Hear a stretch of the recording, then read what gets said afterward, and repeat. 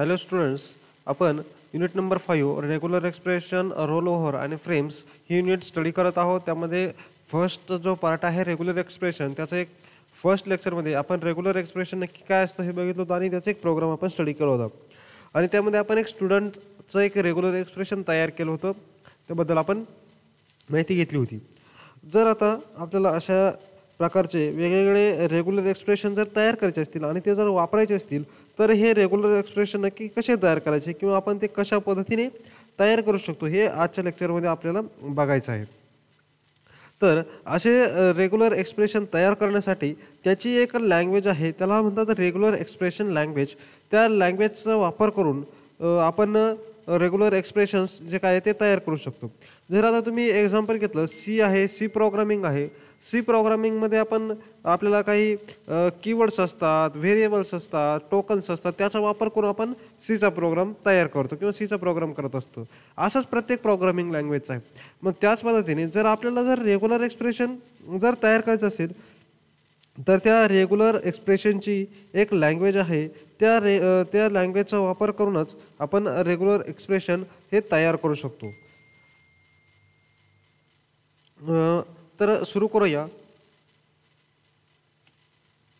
Language of a regular expression, a set of words that can be derived by using the regular expression is non as a language of that regular expression. Okay, set of words. Okay, म्हणजे काही असे words आहेत, त्याला काहीतरी specific meaning आहे या लँग्वेजमध्ये. त्या वर्ड्सचा वापर करून आपण रेग्युलर एक्सप्रेशन तयार करू शकतो आणि त्यालाच असे जे काही वर्ड्स आहेत त्या वर्ड्सलाच आपण language of the regular expression असं म्हणू शकतो. Each and every word of the language can be defined by the set of alphabets of that present in the pattern of the regular expression. बघा, यामध्ये जे काही प्रत्येक वर्ड आहे, each and every word in the language, in that language is a set of alphabets. Okay, म्हणजे या लँग्वेजमध्ये जे काही वर्ड्स आहेत तो एक सेट आहे, अल्फाबेट्सचा सेट आहे आणि त्याला काहीतरी मिनिंग आहे. त्या मिनिंगचा वापर करून किंवा त्या पॅटर्नचा वापर करून आपण रेग्युलर एक्सप्रेशन तयार करू शकतो. There are many special characters are available which is use to define a regular expression. Special कॅरेक्टर्सचा पण या रेग्युलर एक्सप्रेशनमध्ये यूज केला जातो. आता यामध्ये वेगवेगळे टाईपचे जे काही कॅरेक्टर्स आहेत त्या कॅरेक्टर्स आपल्याला बघायचे आहेत. त्या स्पेशल कॅरेक्टर्सला वेगवेगळ्या पार्ट्समध्ये डिवाइड केलं आहे. त्यामध्ये फर्स्ट जो पार्ट आहे तो आहे ब्रॅकेट्स. ओके, ब्रॅकेट्सचा वापर पण यामध्ये केला जातो. तर आणि हे ब्रॅकेट्स आणि त्यामध्ये काही अल्फाबेट्स आहेत, तर ते आपल्याला बघायचं आहे की कशाचा मिनिंग नक्की काय आहे आणि आपण ते रेग्युलर एक्सप्रेशनमध्ये कसं यूज करू शकतो. तर बघा, पहिला आहे brackets. The brackets have a special meaning when used in the context of a regular expression. They are used to find a range of characters. Okay, बघा, जर ब्रॅकेट्सचं जर आपण यूज करत असाल रेग्युलर एक्सप्रेशनमध्ये तर ब्रॅकेटचा यूज करून आपण रेग्युलर एक्सप्रेशन तयार करू शकतो आणि आपल्याला कॅरेक्टरचे range of characters means multiple characters किंवा रेंज ऑफ कॅरेक्टर्स आपण या ठिकाणी ब्रॅकेट्सचा वापर करून फाइंड आउट करू शकतो. तर बघा, फर्स्ट आहे, बघा, ब्रॅकेट्स आहे आणि त्यामध्ये डॉट्स आहेत. It specifies the find any one character between the brackets. म्हणजे आता हे तर डॉटमध्ये जे काय असेल, काय जे काही कॅरेक्टर असेल ते character it specifies to find out any one character between the brackets. एक कॅरेक्टर आपण ब्रॅकेटमध्ये देऊ शकतो आणि ते आपण त्या रेग्युलर एक्सप्रेशनमध्ये फाइंड आउट करण्यासाठी वापरू शकतो. त्यानंतर सेकंड आहे, सेकंड सिम्बॉल दिसतोय तुम्हाला. It specifies to find out any one character not between the brackets. ठीक आहे, फर्स्टमध्ये जे ब्रॅकेटमध्ये कॅरेक्टर असेल ते फाइंड आउट होईल. सेकंडमध्ये जे काही कॅरेक्टर्स आपण देऊ ते सोडून अदर कॅरेक्टर्स काय होतील, फाइंड आउट होतील. त्यानंतर थर्ड आहे 0 to 9 in between the brackets. It specifies to find any decimal digit from 0 through 9. जर आपण ब्रॅकेटमध्ये 0 to 9 दिलं तर तो काय फाइंड आउट करेल, 0 to 9 मधला एक जो काही नंबर्स आहेत ते सर्व फाइंड आउट करेल. त्यानंतर A to Z, स्मॉल आहे A to Z. It specifies to find out any character from lower case a through lower case z. Okay, म्हणजे लोअर केस ए पासून तर लोअर केस झेड पर्यंत, A to Z पर्यंत सर्व characters तो find out करेल. Then capital A to capital Z, it specifies to find any character from uppercase A through the uppercase Z. Okay, uppercase A to Z मधले characters find out करेल. त्यानंतर small case A to uppercase Z, it specifies to find any character from lowercase a through the uppercase Z, म्हणजे lower आणि अपर दोन्ही पण तो match करेल.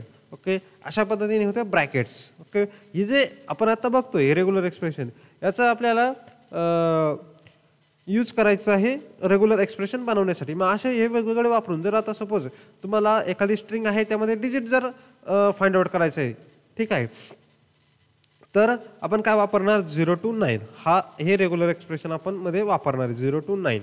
ठीक आहे, आपण ज्यावेळेस आता एक्झाम्पल बघू त्यावेळेस तुम्हाला ते लक्षात येईल. त्यानंतर नेक्स्ट जो आहे तो आहे क्वालिफायर्स. ओके, वेगवेगळे क्वालिफायर्स आपल्याला बघायचे आहेत. Qualifiers are use to find the sequence character contain in text. Okay, qualifiers are used to find the sequence characters contained in the text. बघा, ज्यावेळेस आपल्याला एखादी सिक्वेन्स फाइंड आउट करायची असते, ठीक आहे, एखादी सिक्वेन्स, आता बघा काही काही वर्ड्स असे असतात जे की सिक्वेन्समध्ये असतात. मग अशी सिक्वेन्स जर आपल्याला फाइंड आउट करायची असेल तर त्यासाठी आपण क्वालिफायर्स वापरू शकतो. The frequency of character sequence can be denoted by a special characters. Frequency, आता बघा एखादं जे कॅरेक्टर आहे ते एखाद्या वर्डमध्ये किती टाइम्स येतं त्याला म्हणतात फ्रिक्वेन्सी. मग अशी फ्रिक्वेन्सी फाइंड आउट करायची असेल, each special character has a specific meaning, प्रत्येक कॅरेक्टरचा काहीतरी स्पेसिफिक मिनिंग त्या ठिकाणी आहे. आणि ते स्पेशल कॅरेक्टर्स कोणते आहेत तर बघा, प्लस असेल, स्टार असेल, क्वेश्चन मार्क असेल, डॉलर साईन असेल, असे वेगवेगळे सिम्बॉल्स त्या ठिकाणी यूज केलेले आहेत. ठीक आहे, तर बघा आता आपण सुरू करू की यामध्ये कोणते कोणते आहेत. बघा, फर्स्ट आहे पी प्लस. ओके, बघा, it specifies to find any string containing 1 or more p's. Okay, बघा पी प्लस, आता पीच्या ऐवजी तुम्हाला जे कॅरेक्टर फाइंड आउट करायचे तुम्ही ते या ठिकाणी देऊ शकता. मग असं एक किंवा एकपेक्षा जास्त वेळेस जर हे कॅरेक्टर आपल्याला फाइंड आउट करायचं असेल तर आपण काय करणार, पी प्लस. प्लस साईन काय करतो, 1 or more रिपीटेड किंवा 1 or more पीस तो फाइंड आउट करतो. त्यानंतर पी स्टार आहे, it specifies to find out any string containing 0 or more. बघा, पहिल्या याच्यात काय तो 1, म्हणजे ॲटलिस्ट 1 तरी पाहिजे, एक किंवा एकपेक्षा जास्त पीस. त्यानंतर 0 म्हणजे नसला तरी चालेल आणि असला तरी चालेल, असं 0 or more p's find out करतो. त्यानंतर इट स्पेसिफाईज, क्वेश्चन मार्क आहे, p question mark, it specifies to find any string containing at most 1 p, म्हणजे ॲटलिस्ट किंवा ॲटमोस्ट जास्तीत जास्त एक पी त्यामध्ये पाहिजे, एक कॅरेक्टर त्यामध्ये पाहिजे. त्यानंतर पी ब्रॅकेट एन आहे, it specifies find any string containing a sequence of number of Ps.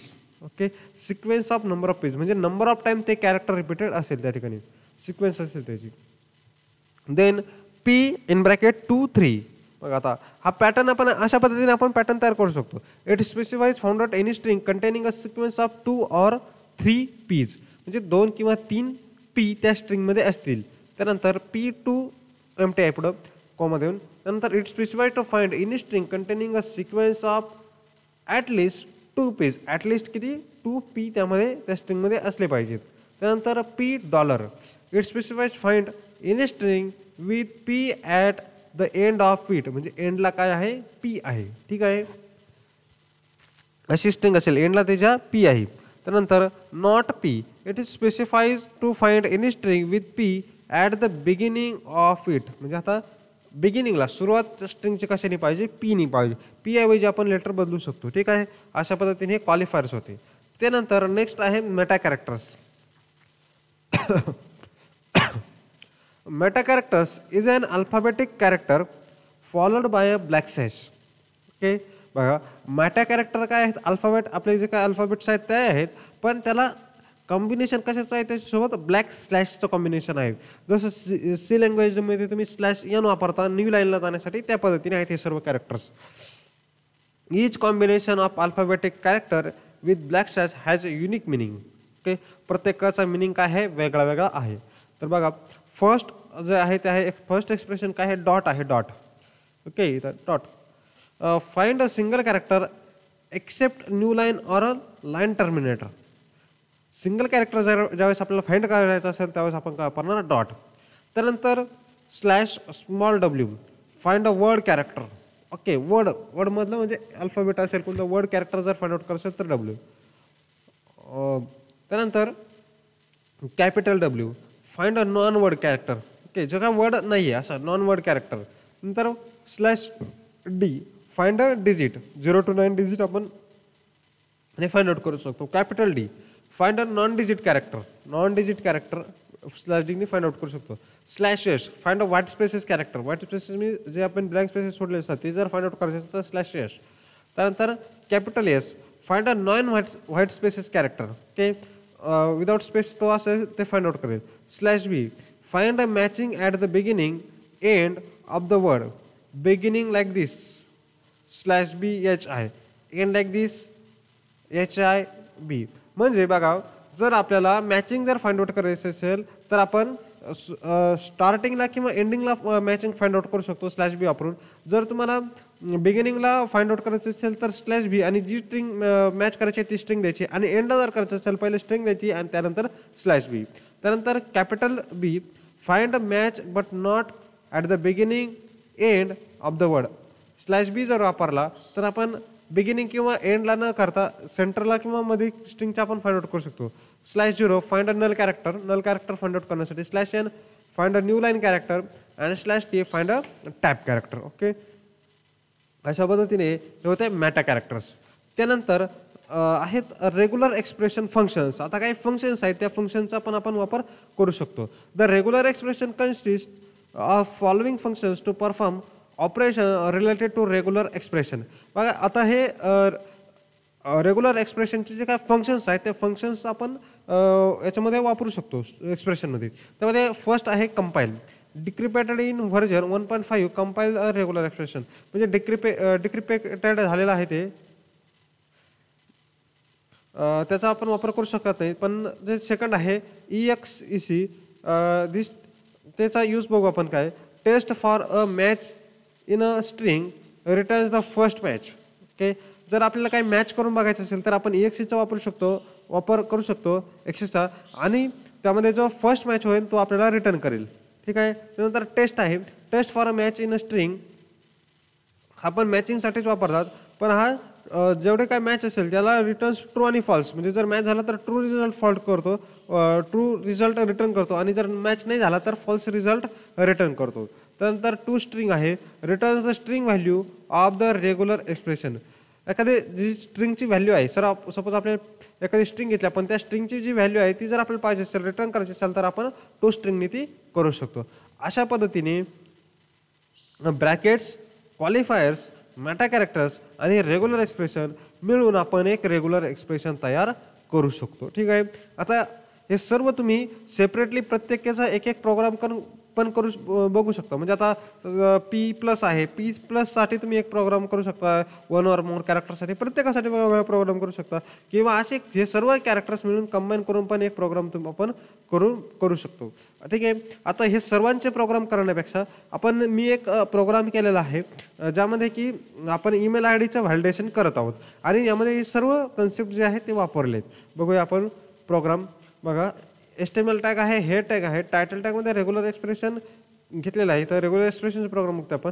Script टॅगमध्ये एक व्हेरिएबल घेतला आहे P नावाचा. ठीक आहे. P नावाचा एक व्हेरिएबल घेतला आहे आणि त्याला एक पॅटर्न डिझाईन केला आहे, एक रेग्युलर एक्सप्रेशन डिझाईन केलेलं आहे. बघा, तर आता ह्या रेग्युलर एक्सप्रेशनमध्ये काय काय केलेलं आहे बघूया आपण. बघा, हे रेग्युलर एक्सप्रेशनमध्ये वेगवेगळे आपण आतापर्यंतचे जे काय सर्व सिम्बॉल्स बघितले ते तुम्हाला दिसतील. बघा, आता ईमेल आयडीसाठी करतो. ईमेल आयडीमध्ये पहिलं जे काय असतं, सपोज आता आपण एक एक्झाम्पल घेऊ. Suppose msbt@gmail.com. ठीक आहे, msbt@gmail.com.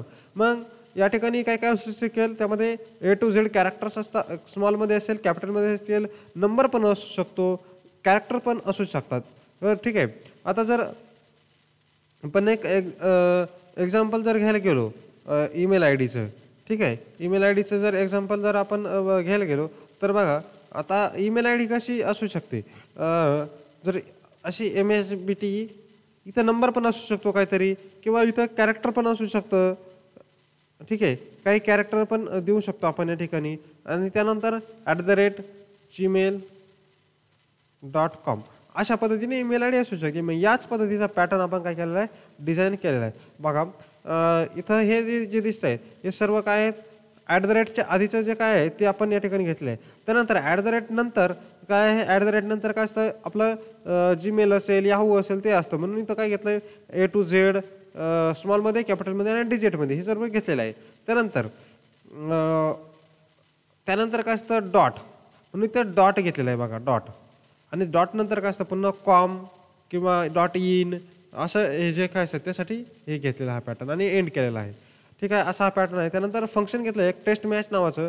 त्यानंतर त्यामध्ये एक व्हेरिएबल घेतला आणि स्ट्रिंग नावाचा व्हेरिएबल घेतला आणि टेक्स्ट फील्डमधून व्हॅल्यू घेतली. इथं खाली टेक्स्ट फील्ड आहे बघा ईमेल आय डी टेक्स्टमधून टेक्स्ट फील्ड घेतली आणि ती त्याची व्हॅल्यू इथं घेतली. आता पीमध्ये हा आहे पॅटर्न आपला. मग p.test.str म्हणजे टेक्स्ट बॉक्समधून जी व्हॅल्यू येईल तिथं इथं मॅच करेल. जर व्हॅलिड असेल याच्याप्रमाणे असेल जर दोन्ही मॅच झालं त्याप्रमाणे तर काय करेल alert valid email I D else काय करेल इनव्हॅलिड ईमेल आणि ते बटन वगैरे घेऊन जे काय व्हॅल्यू युजरकडून घेतलेली आहे. आपण हा प्रोग्राम एक्झिक्यूट करू. प्रोग्राम एक्झिक्यूट केल्यानंतर आपल्याला या ठिकाणी ईमेल आय डी एंटर जर केला आपण बघा या ठिकाणी ईमेल आय डी जर एंटर केला MSBT फक्त आता MSBT जर टाकलं तर बघा इनव्हॅलिड ईमेल आय डी. आता MSBT 1 @gmail.com ओके चेक केलं व्हॅलिड ईमेल आय डी. तुम्ही इथं कॉम करा त्यानंतर इन जर केलं तर येईल बघा in valid email I D. अशा पद्धतीने आपण करू शकतो बघा आता. ओके पण हे जर आपण इथं @चा सिम्बॉल जर घेतला रे gmail.com ओके बघा आता काय येतंय इनव्हॅलिड ईमेल आय डी किंवा इथं जर टाकला आपण पण इथं डॉटच घेतला नाही इनव्हॅलिड ईमेल आय डी. अशा पद्धतीने आपण पॅटर्न करून ह्या सर्व गोष्टींचा पॅटर्न तयार करून अशा पद्धतीचे व्हॅलिडेशन आपण करू शकतो किंवा मॅचिंग आपण करू शकतो. ठीक आहे. हा जो ईमेल व्हॅलिडेशनचा प्रोग्राम आहे तो तुम्हाला ह्या व्हिडिओच्या डिस्क्रिप्शनमध्ये लिंक असेल तिथून तुम्ही तो डाउनलोड करू शकता. यामध्ये जर काही शंका असेल कोणाला तर तुम्ही नक्कीच मला कमेंट करून विचारू शकता. Okay thank you.